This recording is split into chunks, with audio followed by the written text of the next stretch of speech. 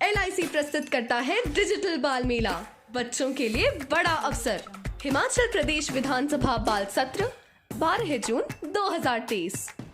68 बच्चे पहुंचेंगे शिमला, 21,000 का इनाम। शिक्षा मंत्री बहुत ही महत्वपूर्ण पद होता है जिसकी अनगिनत जिम्मेदारी होती है। यदि मैं शिक्षा मंत्री होता तो शिक्षा क्षेत्र में जरूरी बदलाव लाने की कोशिश जरूर करता जो विद्यार्थियों के भविष्य के लिए अच्छा होता।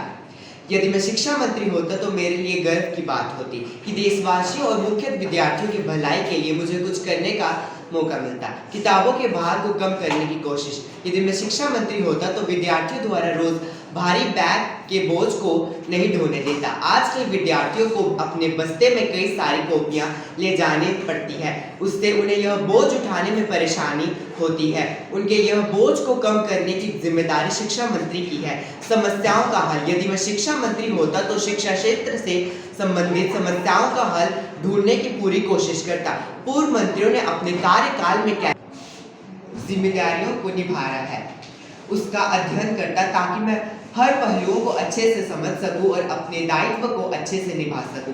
शिक्षा प्रणाली में जरूरी बदलाव। यदि मैं शिक्षा मंत्री होता तो आरंभ से ही शिक्षक को सिर्फ रटने की पद्धति नहीं बनने देता बल्कि व्यवहारिक ज्ञान पर जोर देता।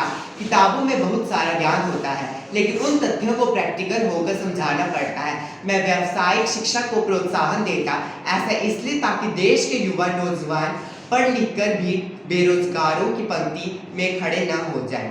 ट्यूशन पर रोक। यदि मैं शिक्षा मंत्री होता तो शिक्षकों को कक्षा में अच्छे से पढ़ाने का आदेश देता। शिक्षकों को संपूर्ण ज्ञान और हर विषय संबंधित व्याख्या कक्षा में ही प्रदान करनी चाहिए। शिक्षकों को ऐसा पढ़ाना चाहिए ताकि विद्यार्थियों को ट्यूशन ये मजबूर नहीं करना चाहिए। यदि मैं शिक्षा मंत्री होता तो सदियों से चल रही इन प्रक्रियाओं पर रोक लगाता। विद्यार्थियों के विकास। यदि मैं शिक्षा मंत्री होता तो विद्यार्थियों के संपूर्ण विकास के लिए अपना कर्तव्य निभाता।